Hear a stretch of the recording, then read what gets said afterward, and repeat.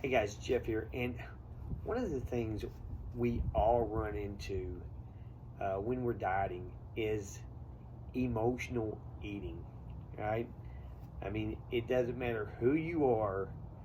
It, you come to that time where basically something happens, and what do? You go grab the bag of chips, and the next thing you know, one handful turns into a bag full, and they're gone. All right.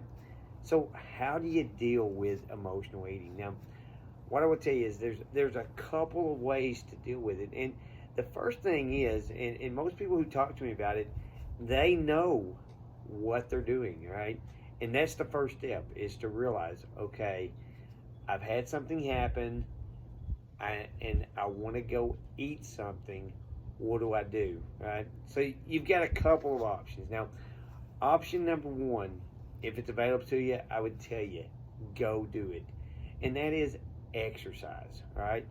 One of the biggest things that'll break that chain of emotional eating and actually kind of subside that stress response is to go exercise. Whether you go hop on the treadmill for 10 or 15 minutes, or if you have the option of going to a weight room or grabbing some weights and hitting the weights for 10 to 15 minutes, do a couple of sets, even bicep curls or push-ups, all right?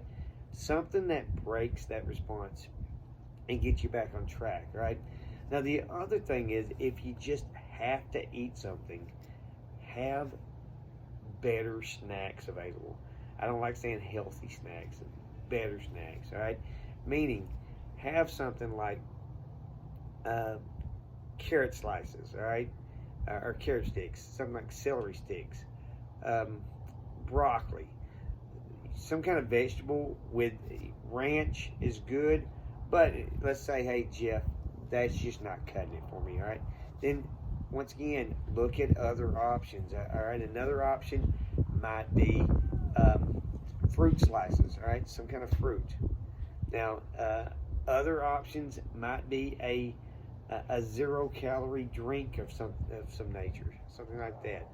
But you've got to think in terms of replacing foods that you would normally go to get that comfort with something else, all right? Once again, you've got to be able to identify this is happening, and when it does, you've got to replace it. I used to work tobacco cessation, and it's the same thing. Folks would want to go get a cigarette, and you've got to learn to replace that cigarette with something healthier, right? Something better for you. So that would be my options. If you're having trouble with emotional eating, number one, the best way to stop that is do some exercises. The next thing is have some healthy options readily available, so when that time comes, you can do it. Now, the only other option would be this. Let's say, hey, I just got to have some comfort food. I got to have it.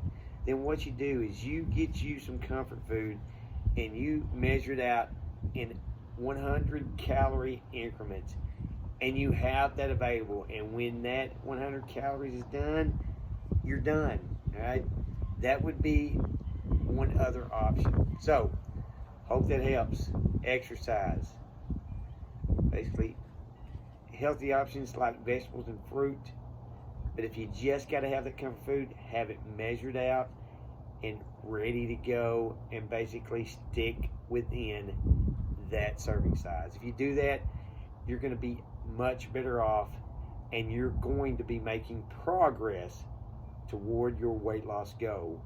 Because when it comes to weight loss, guys, it's all about what you eat.